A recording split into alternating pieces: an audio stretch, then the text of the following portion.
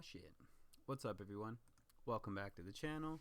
Sorry I haven't made videos in like forever, and I apologize because I probably won't make any videos anytime soon after this one, but I figured this was something that I really wanted to discuss, so I figured I'd make a little quick video talking about John Gruden and his resignation from the Las Vegas Raiders. Now, as you guys know, I'm a huge Raiders fan. Go by Revolutionary Raider. Shout outs to Mikey Raider, Watts Raider, Sanjeet, Mitchell Rentz, all these guys that have been doing it forever, Samoan Raider. I've been following you guys forever, and I even play in a fantasy football league with Mikey Raider. So, I've been a huge Raiders fan for forever, and I will always be a Raiders fan. Raider Nation for life, no questions asked. Now, what I want to get into here real quick is this misperception.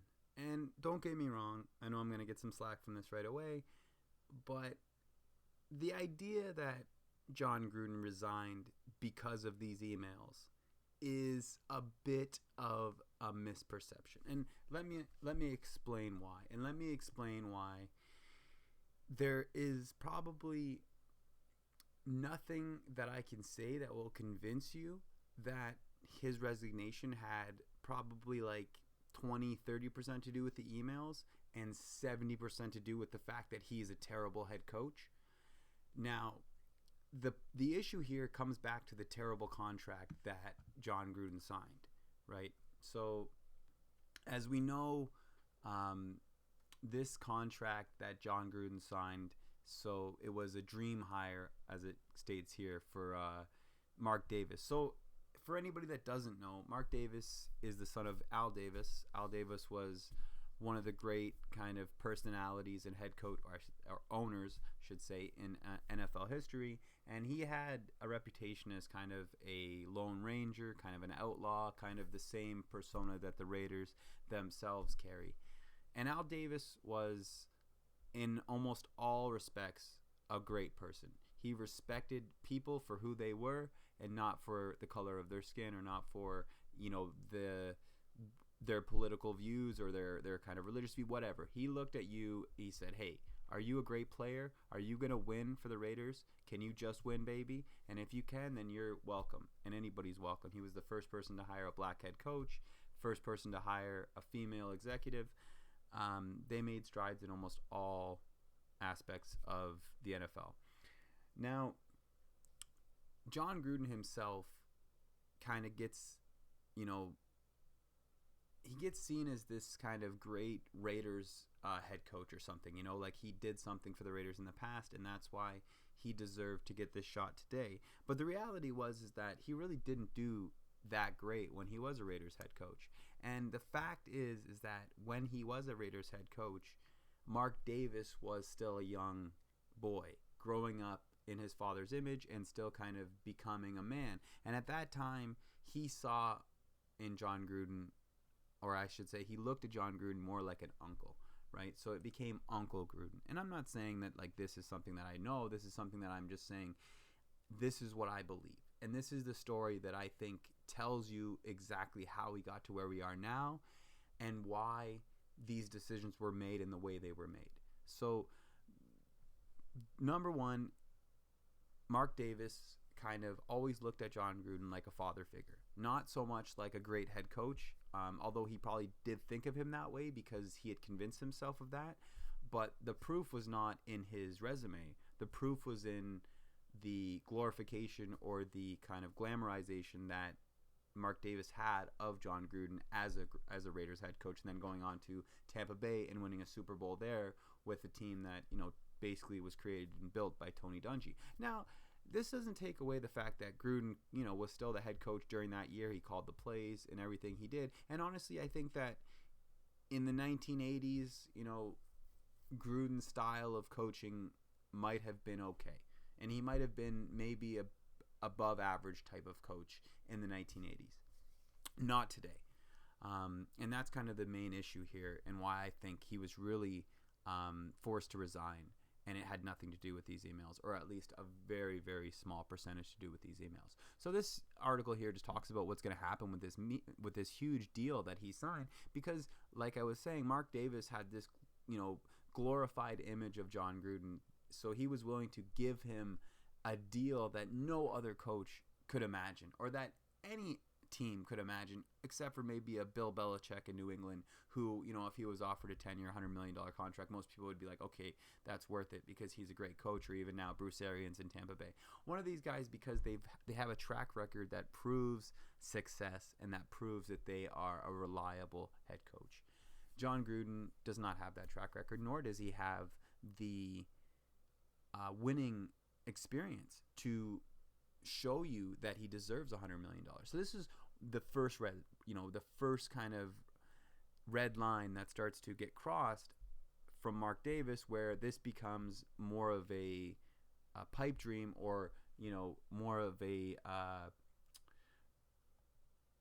more of something that's a fantasy that was built by Mark Davis in his childhood and his youth, that John Gruden could be this superstar head coach, and that they could revitalize that image that they had of the Raiders back in the 1980 and of their kind of winning ways. And this is truly why I think this happened, right? This is all something built in Mark Davis's head. It had nothing to do with anything in reality.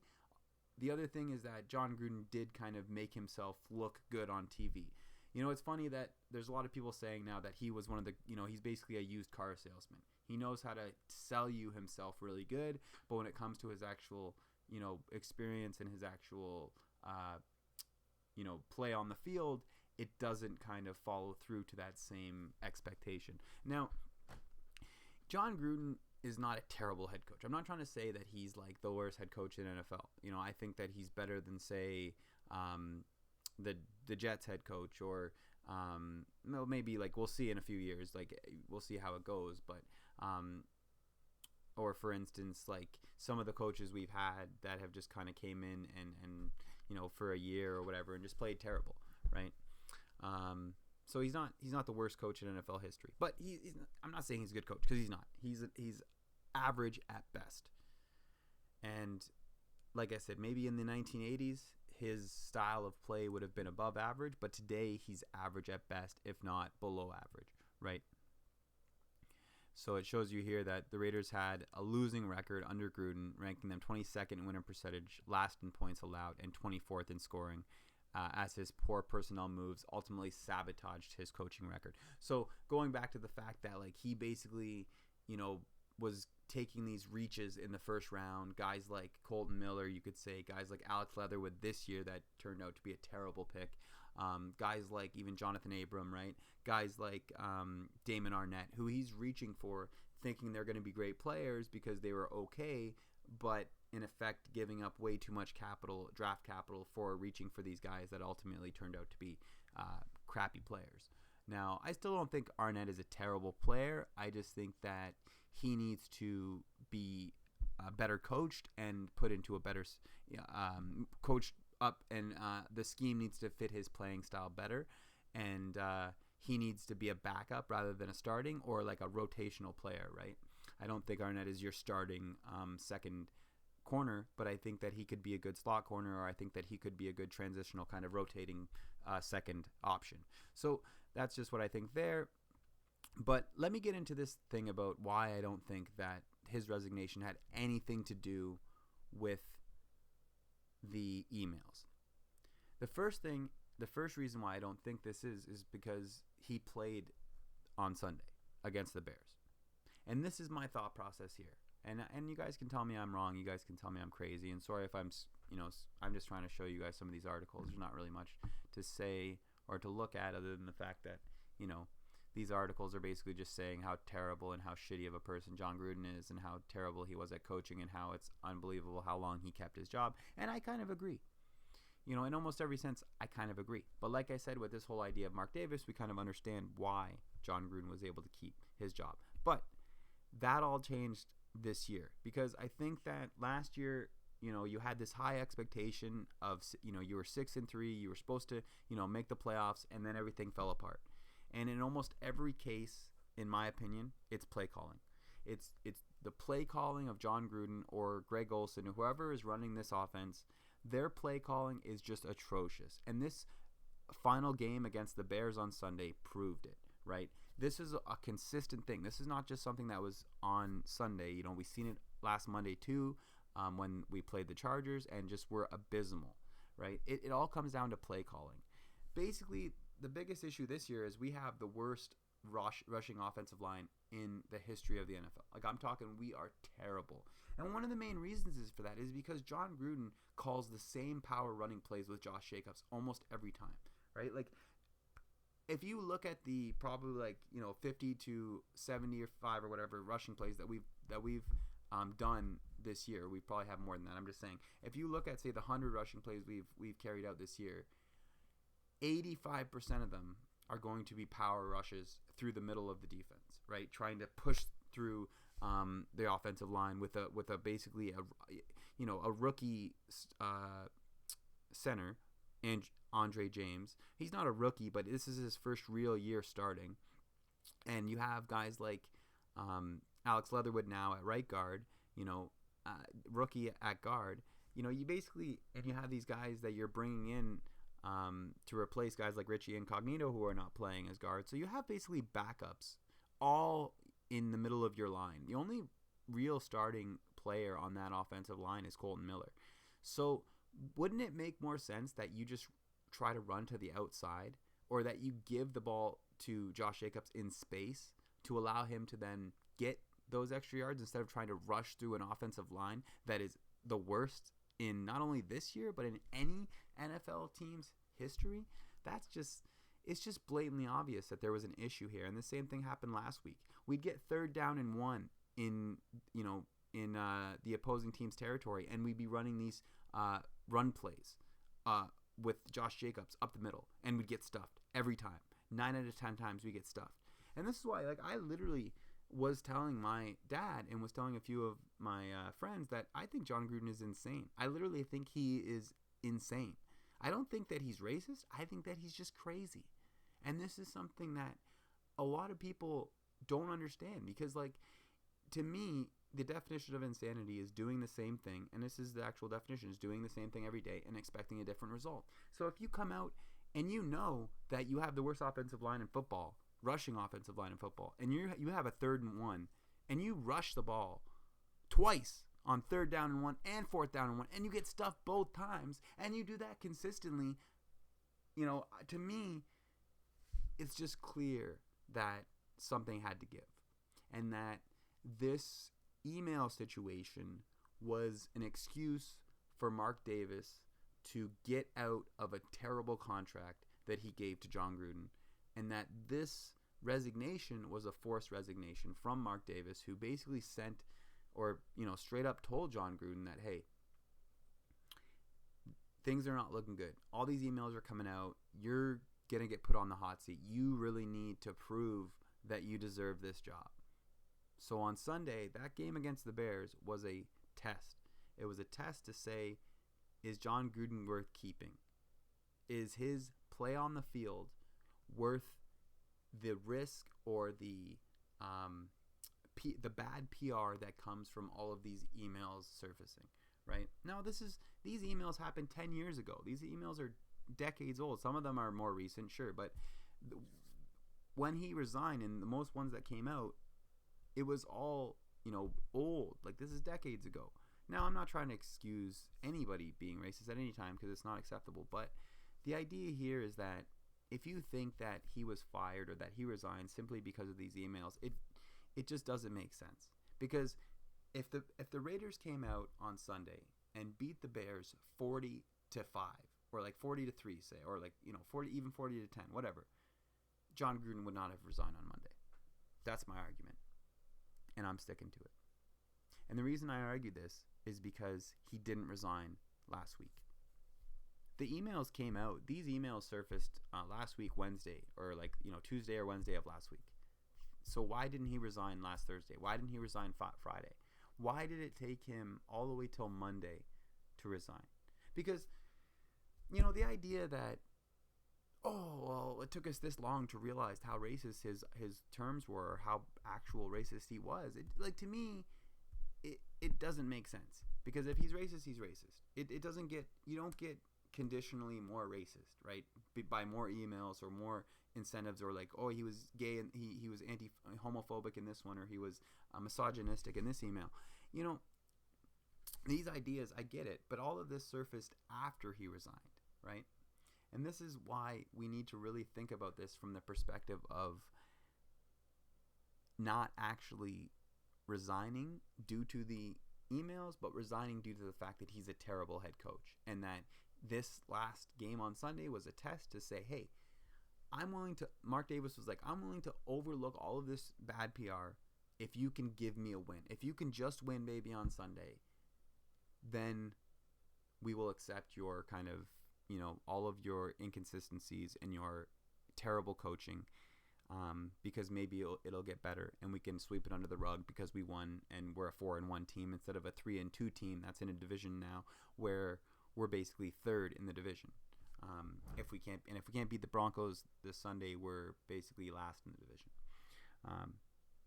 So the idea here is that I don't believe John Gruden resigned because of the emails. I believed he resigned because he could not cut it as an NFL head coach, and Mark Davis was simply looking for a way to get out of a terrible contract, a 10-year, $100 million contract that really wasn't worth it.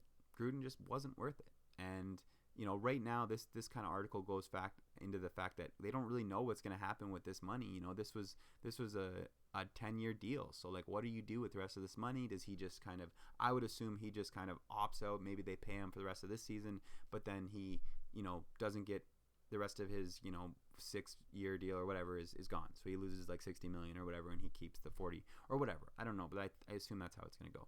Anyway, the idea, I don't give a fuck what happens to his money or how much money or, whatever. Sorry, I said that word, but I don't really give a damn. And really, I don't really care about anything about John Gruden because I didn't really like him as a coach anyway. He was okay, and I know that I didn't come out making videos talking about this, but it's something that I really, and if you ask my dad or if you ask anybody that's close to me, they'll tell you that I've been saying that not necessarily John Gruden, but our play calling, our conservative play calling has been costing us games for the last 3-4 seasons. And if John Gruden doesn't realize that was the problem, then he is the problem, right? You can't do the same thing every day, and expect a different result. You can't have a banged up running back like Josh Jacobs. And, I know he was better this week, but still, even against the Chargers, that was his first game back, and Gruden was trying to run the ball every down. Literally coming out on the first drive, running 2 times, getting stuffed, and then punting.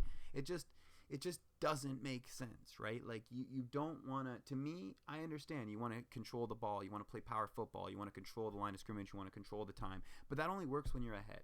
It only works when you get the lead, and then you can keep the lead. If you're playing from behind, you can't just rush the ball all the time and think that you're controlling the clock or doing something that's beneficial when you're just punting the ball every time. Because you have a banged up running back, you have the worst rushing offensive line in football, and you just cannot do it because the other team knows what you're going to do. So they literally are just going to stack the box on first down, and then hopefully, you don't throw it, which you never do anyway.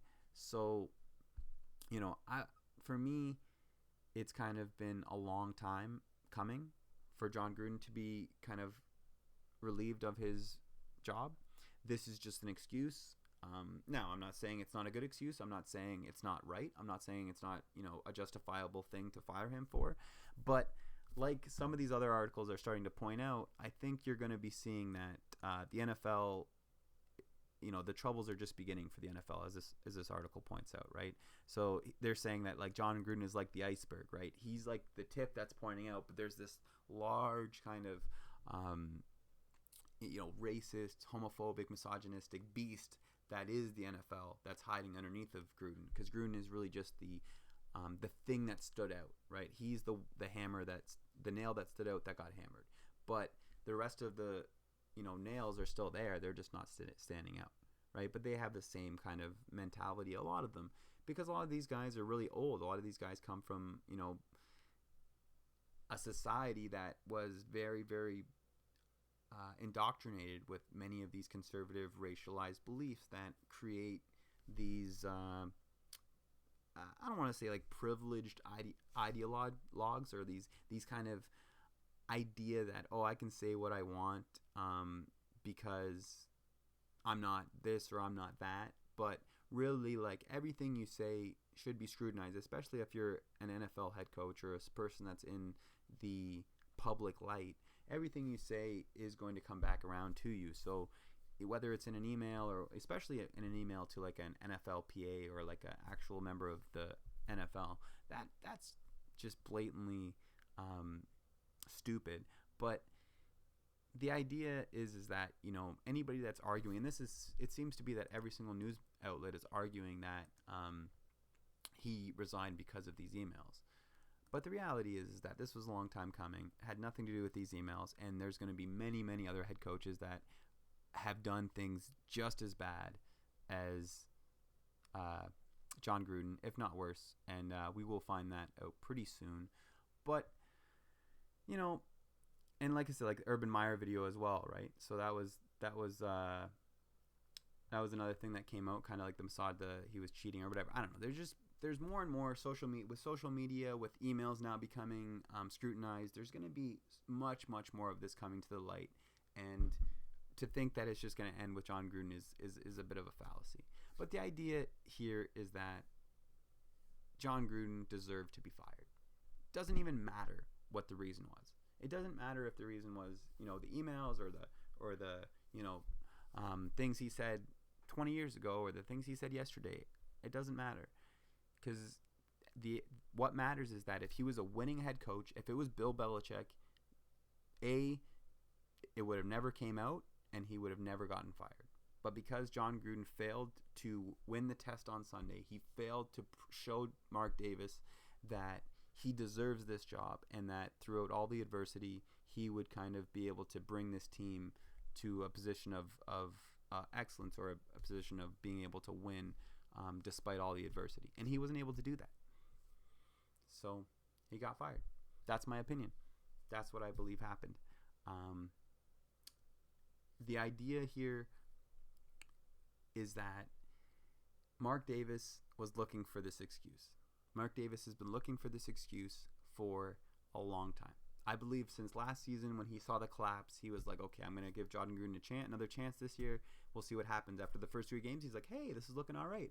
But if you look at every single one of those games, we were trailing down by 2 touchdowns in some of those games because of John Gruden's conservative play calling, because of his just insistency that we need to play extremely conservative in the first half, which leads us to